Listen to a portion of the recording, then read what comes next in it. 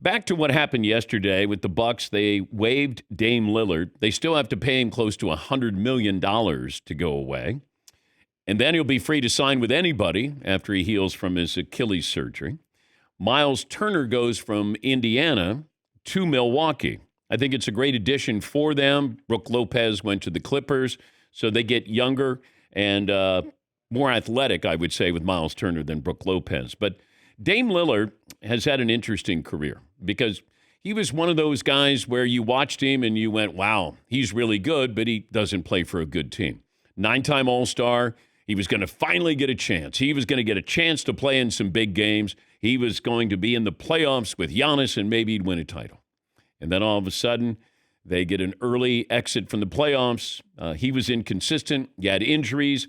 Now you have the Achilles tear, and his career in Milwaukee is over. He doesn't sound too heartbroken because he said, I won the lottery, basically.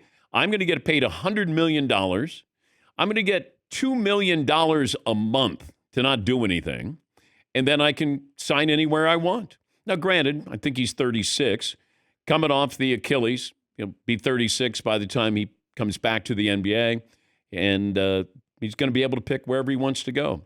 Now, granted, he's not the guy who's going to get you 28 a game anymore, but he can still give you that 20 a game spot-up shooter, certainly can go on a run, but I think that he did well by the Milwaukee Bucks.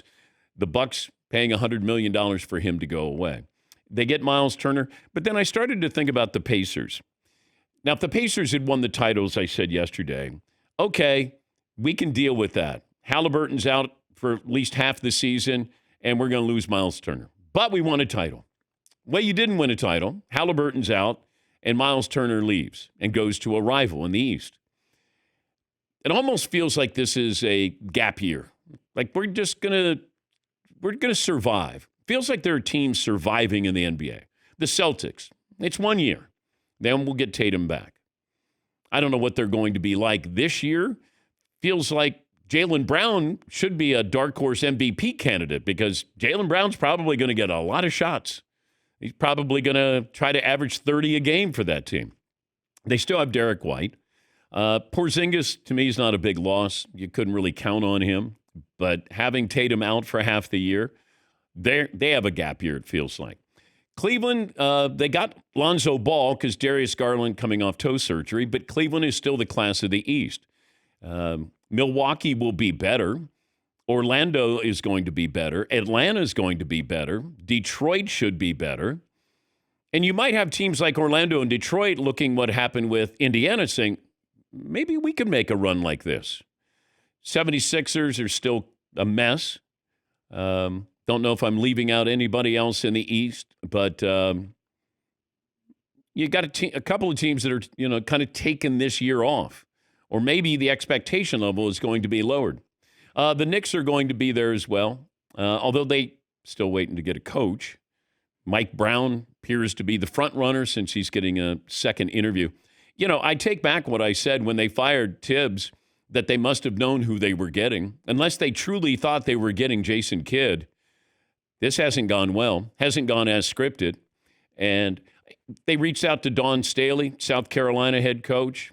I'm sure she was flattered by that. But if I'm Dawn Staley, I don't take the Knicks job. You got a great situation there with South Carolina. Now, could it be one of those landmark decisions where you want to coach the Knicks? Coach in the NBA? Yeah, I thought Becky Hammons was going to get the San Antonio Spurs job a couple of years ago. I thought Pop would step to the side and allow that to happen. But I don't know if Dawn Staley, Dawn Staley runs the ship there in South Carolina. You lose control. A lot of these coaches can't coach in the NBA because they're control freaks. In college, you get to control, or at least you used to be able to control everything. Now you go to the NBA and you're like, there are teams that guys don't even show up for practice. And there are guys who probably don't get to play that much, but there are guys that don't show up for practice, which may sound crazy, but the coach may not have a problem with it because they're not going to play, and so what? Like, you just can't have that. Shai Gilgeous is going to make $1 million a game at some point during this new contract. $1 million a game.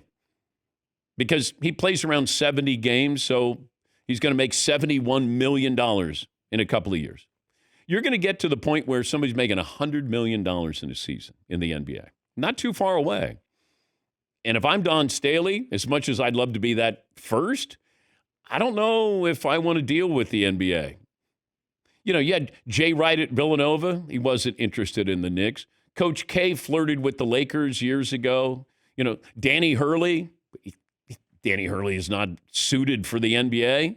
IQ-wise, he is, but temperament, dealing with these guys go ballistic if they lose 5 games.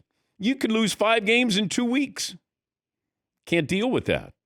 But Mike Brown appears to be the front runner with the Knicks, and I don't think they really had a game plan. The game plan was we're firing Tibbs, and from what I was told, that decision was made before the playoffs started. It was, hey, because they didn't think they were going to go far. And then all of a sudden, hey, we beat Boston. Hey, Cleveland's out. Hey, we can beat Indiana until you couldn't. And then all of a sudden it's like, it's almost like, good thing we lost to the Pacers, or we could have had Tibbs there in the NBA Finals. Then what do you do? Yes, Marvin.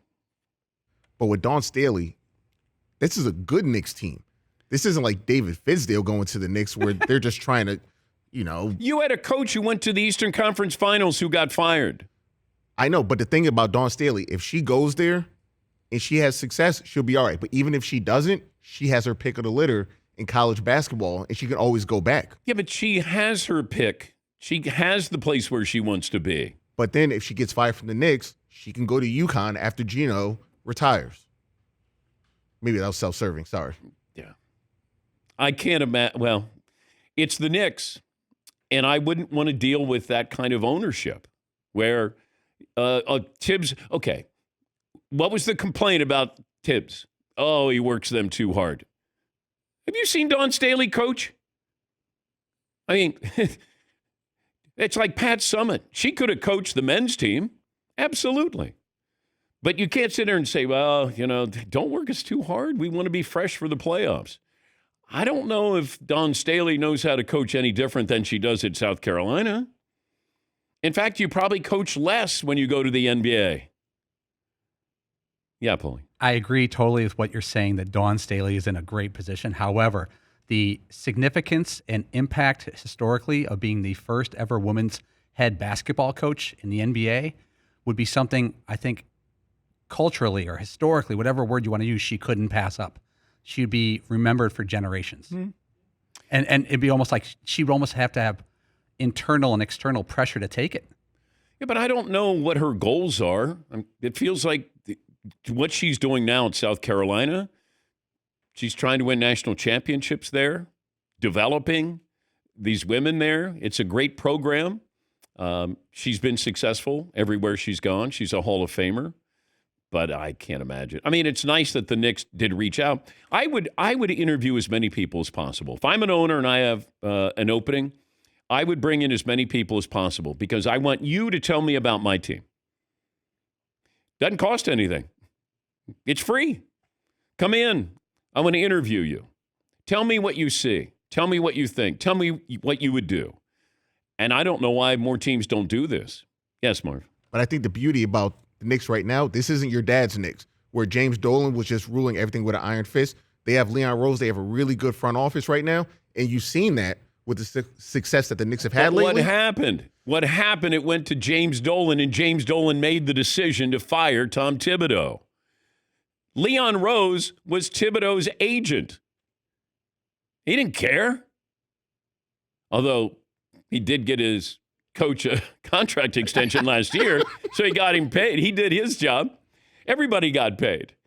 But all of a sudden, ownership comes in.